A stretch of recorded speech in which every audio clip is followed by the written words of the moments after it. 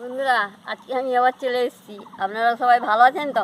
দেখুন, এই যে কুমড়ো, বেগুন, আলু, গাজর সব কেটে নিয়ে চলে এসেছি। এবারে রান্না বসাবো। চলুন বন্ধুরা, রান্নাঘরে যাওয়া যাক, রান্না শুরু করবো। রান্নাঘরে চলে এসেছি, উনুনটা জ্বালিয়ে নেবো। ধরে গেছে, আমি কড়াটা বসিয়ে দিচ্ছি, জিরেটা দিয়ে দিচ্ছি। জিরে দিয়ে ভালো করে ভেজে নিচ্ছি।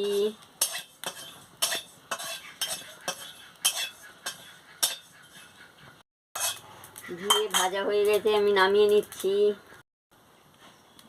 এবার আমি মাছের মাথাটা, রুই মাছের মাথাটায় নুন হলুদটা মাখিয়ে নিচ্ছি।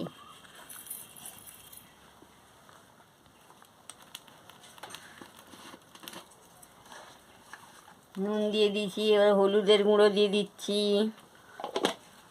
দিয়ে ভালো করে মাখিয়ে নিচ্ছি।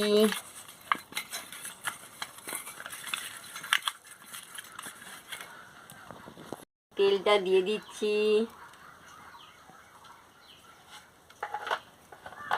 গরম হয়ে গেছে, আমি মাছের মাথাটা দিয়ে দিচ্ছি, দিয়ে ভালো করে ভেজে নিচ্ছি।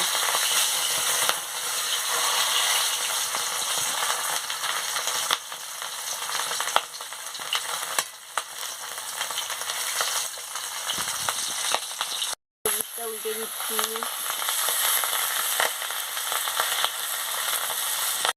লাল লাল করে ভাজা হয়ে গেছে, আমি তুলে নিচ্ছি। ফোড়ন আর শুকনো লঙ্কাটা দিয়ে দিচ্ছি,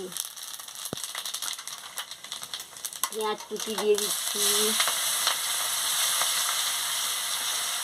দিয়ে ভালো করে ভেজে নিচ্ছি। আদা বাটাটাও দিয়ে দিচ্ছি, দিয়ে ভালো করে ভেজে নিচ্ছি।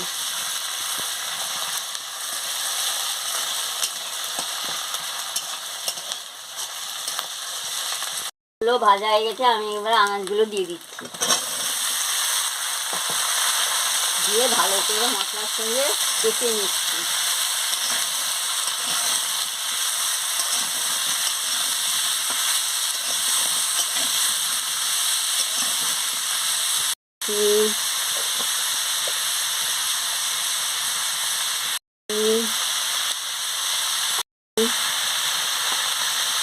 দিয়ে আনাজটাকে ভালো করে কষিয়ে নিচ্ছি, ভালো করে কষিয়ে নিচ্ছি।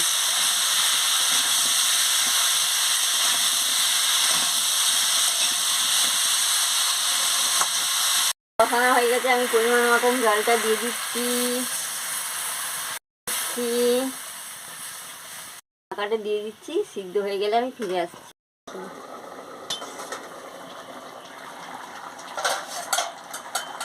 ফিরে নিয়ে মাছের মাথাটা ভেজে গুঁড়ো করে রেখেছি, দিয়ে দিচ্ছি, দিয়ে ভালো করে নাড়িয়ে নিচ্ছি।